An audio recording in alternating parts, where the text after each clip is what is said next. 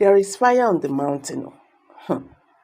Benue State, the nation's food basket, is trapped in an endless crisis. Residents of over 200 villages now found themselves targeted on a daily basis by heavily armed herdsmen, reportedly cloaked in military camouflage. Welcome back to Prospect Channel TV. Thank you for always coming out here. If you're just joining us, please kindly subscribe to this channel and don't forget to give us a thumbs up. Thank you. Nigerians, Benue State, the nation's food basket, is trapped in an endless crisis.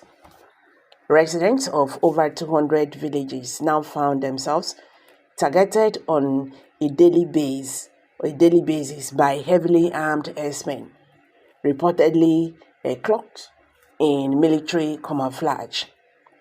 Daily posts gathered that over the past 3 months, the toll has been triggering with over 500 lives allegedly lost within 3 local government areas in Benue, a South senatorial district known as Idoma land.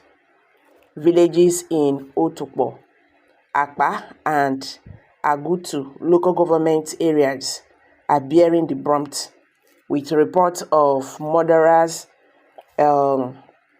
butchering several locals, leaving many homes completely burnt down and numerous residents still missing. The perpetrators, however, remain enclaves, with no one claiming responsibility for the heinous attacks, though locals point fingers at Fulani herdsmen. Agutu, which enjoyed relative peace in recent years, has once again been visited with bloodbath, extending to neighboring communities and local government areas like Akpa and Otukpo. What started as a mere flicker of unrest in Agutu has now erupted into full-blown war, spreading to villages like Omogidi and Etakpa areas of Adoka in Otukpo. A local source revealed that over 700 armed men had surrounded Otukpo, Akpa, and Ogutu villages, with no security personnel in sight to challenge them at the moment. Despite the vigilant efforts of Idoma youths from Ohimini, who volunteered to defend their ancestral homes, they are faced with formidable adversaries armed with highly sophisticated weapons like MG3, Heckler, and the AG3, AK-47, and other dangerous arms. Villagers have also continued to bemoan the scarcity of security personnel in the affected areas. A local vigilante who refused to be named recounted a recent encounter with security personnel who, rather than offering protection, warned against any retaliatory actions. He told our reporter, "We, the youth from Ohimini and Ogboju, came here to help our brothers and sisters, but things turned out really tough. The security people who were supposed to protect us did not do a good job. When we got here, one of them warned us that if we shoot without caution, they will take away our guns. We only have Diana guns, also called Shakabula, with 10 rounds of ammunition.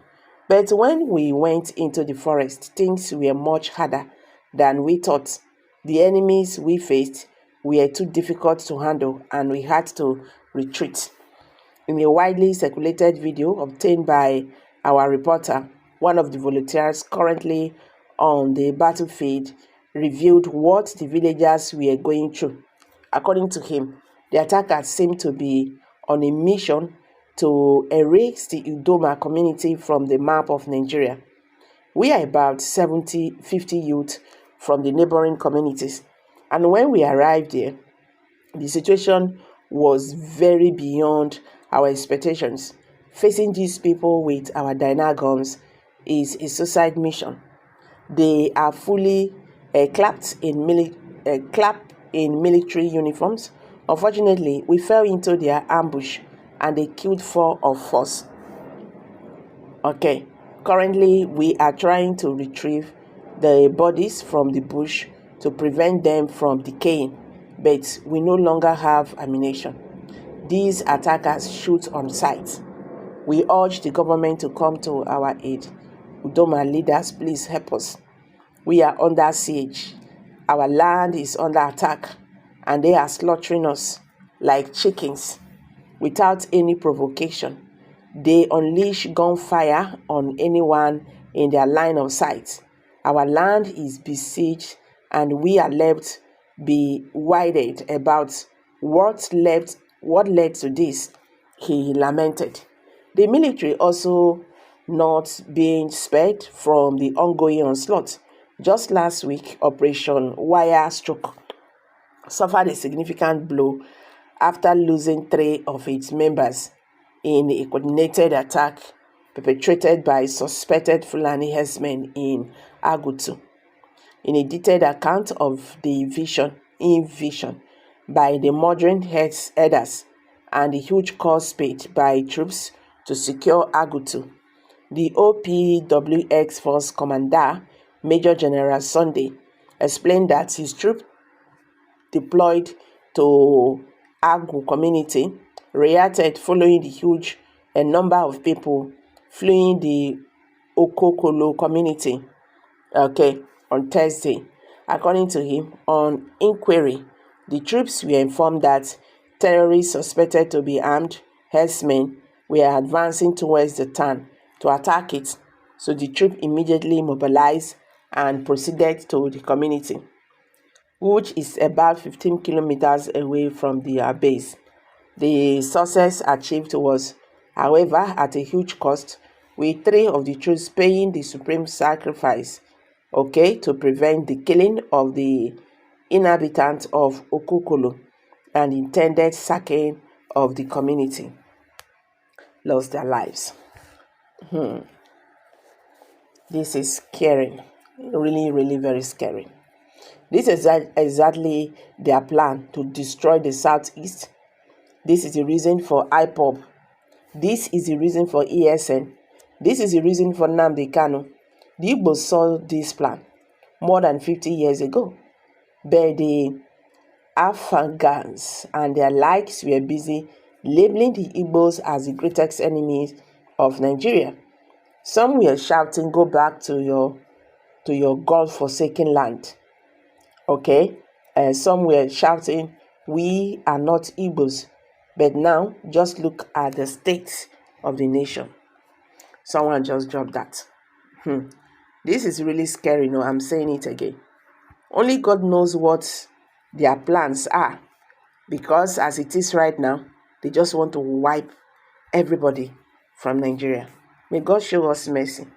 So guys, what's your take on this? Let's hear from you. Kindly share your thoughts below the comment section. Thank you.